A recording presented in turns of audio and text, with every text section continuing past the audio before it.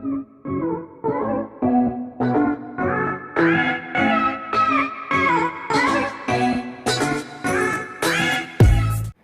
dhawaada daawadayaal.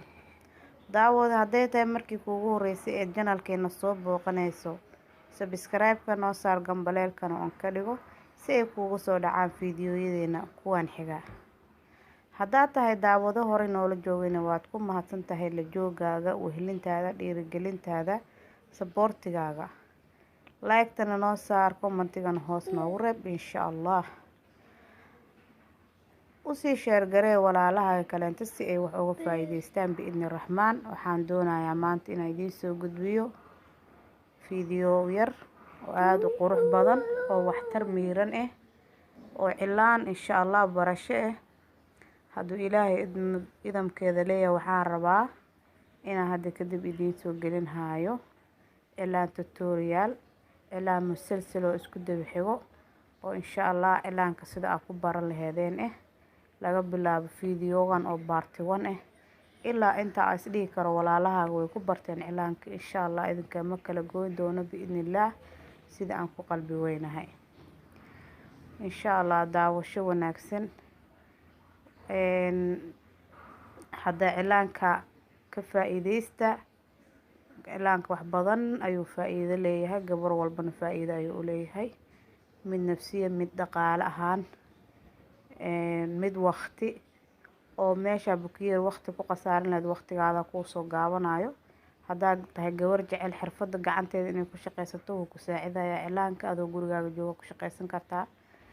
hadday tahay mid waqti ahaan oo caruurtaada maanta dhan bukiyeer meesha aad la fadhin lahayd ayaa gacmaha u saaranaysaa, naftaada saaranaysaa. maasha Allah tabaarakallah, wax badan ayuu cilaanka ka anfacayaa insha Allah. cilaanka saa ku baran laheedeen ayaan dadaalkeeda insha Allah ku jiraa.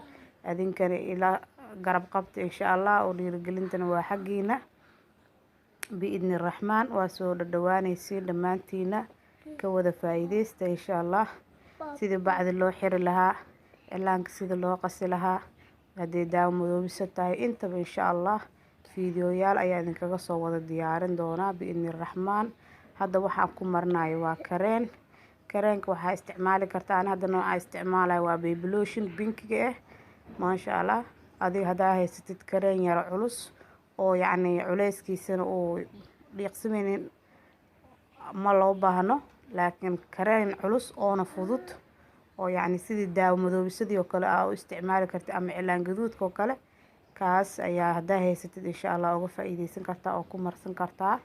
anisaa idiin sheegay waa baby lotion midka binkiga ka faa'iideysta insha Allah. kareen kasta oo haysatid waa ku marsan kartaa, waxaagaa macbileysanaysaa insha Allah. cilaanka saa idiin sheegay tutorial nu ahaan doonaa ama musalsal insha Allah. naqshadba naqshaday ka qurux badan tahay, ka waqti yar tahay insha Allah idiin soo gudbin doonaa alxaq waana loo aadaamayaa insha Allah tabaarakallah. soo dhawaadaya walaalahay, waa ujeedin naqshada sida quruxda badan ee soo baxday. waa kaasa ka faa'iideysi wacan gabdho insha Allah. gacmihiina kuwii wax ku qabsada Allah idinka dhigo insha Allah. soo dhawaada.